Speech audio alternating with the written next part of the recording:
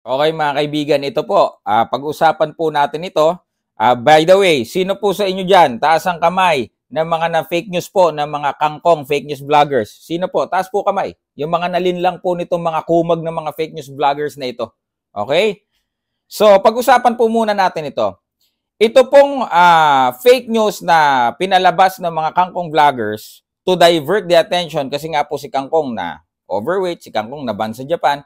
So to divert the attention of the boxing community, they come up with this fake news na, sabihin natin, si Pitbull umalis sa MP at barya-barya lang daw. So sila po ang nagpakalat niyan. Okay?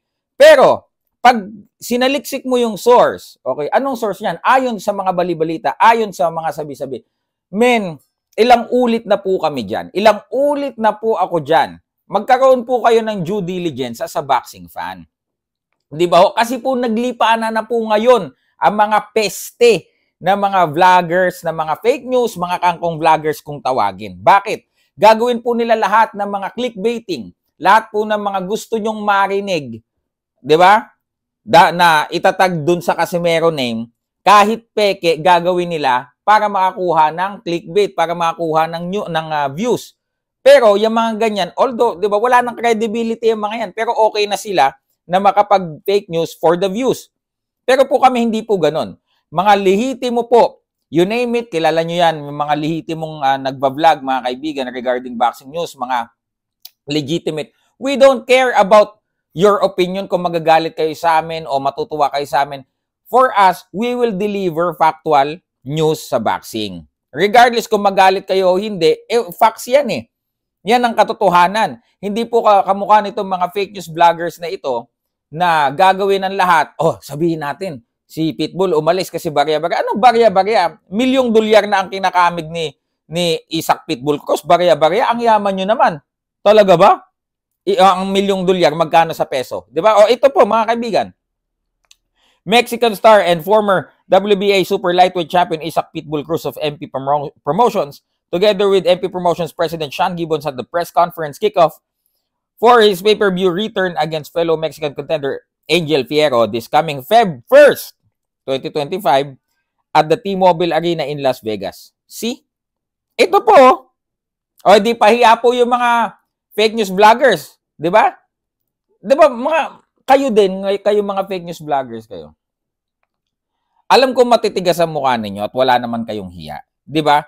Pero the fact na nakakaloko kayo ng mga legit boxing fans kasi may mga nagtatanong po sa akin na mga kawawa naman naniwala, sayang naman, bakit naman umalis si Pitbull? 'Di ba? Samantalang kung meron po kayong due diligence, papanoorin nyo. Ayon sa mga balibalita, pag wala pong sinasite na source, hindi po totoo yun. Unless, kung yan po ay mismo lumabas sa bibig ni Pitbull, nagpa-press release, lumabas sa bibig ni Pitbull o kaya ni Sir Sean, yun, kahit anong i-announce nila, may legitimacy. Pero po pagka kung sino mga fake news vloggers, ayon sa balibalita, Pitbull, kumalas na di umano, fake news po yan eh. Although nakakatawa ng patulan pa yung BS na yan. Pero kailangan pa rin namin gawin ito kasi may mga naliligaw po. Doon na lamang sa kapakanan ng mga legit boxing fans na yung iba naniniwala. Uulitin ko po ha, maging mapagmatsyag po tayo. Okay po? Kung tayo po ay magbabasa, manunood ng balita, abangan po natin kung sasabihin ng vlogger na yan yung legitimate source niya. Pag wala pong sinabi yan, automatiko, fake news vlogger po yan.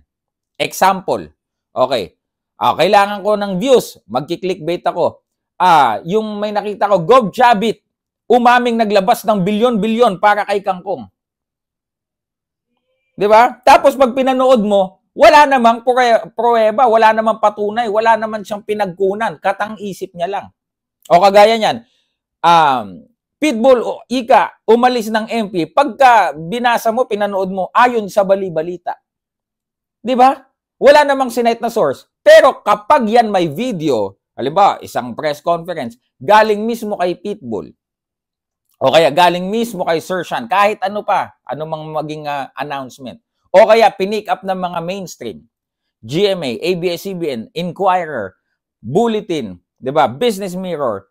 'Di ba? Pag pinikap nila yan, ibig sabihin, ano na yan, nag-fact check na yan. Ibig sabihin, legit yan. Ganun po.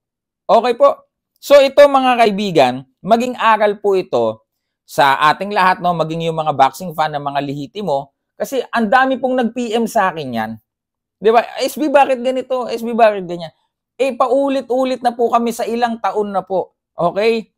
Be mindful sa mga pinapanood nyo po na at yung mga alam nyong fake news, huwag nyo nang tangkilikin. Yung mga alam nyo nag-clickbait lang, huwag nyo nang panoorin. Kasi po, habang may nanonood sa kanila, lalo lang silang magpi-fake news ng magpi-fake news. Okay po? Ganun lang po yun. Pag pinanood nyo pa, uy, may clickbait, panoorin ko nga.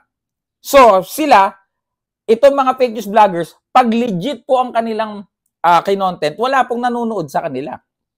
So, they have to come up with an idea, uy, mag-fake news tayo, mag-clickbait tayo para magka-views tayo. Wala po silang pakialam kahit po maloko nila kayo. Ang kanila po magka-views sila.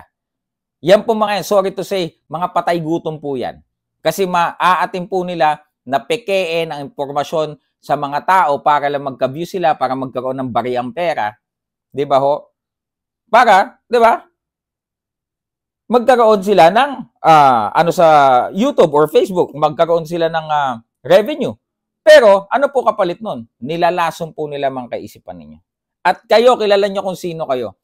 Mga kampon ng mga kangkong. Ha? Mahiya-hiya kayo sa balat nyo. Ilang beses na namin kayo pinahiya ng facts. Pero paulit-ulit yung niloloko ang boxing fan.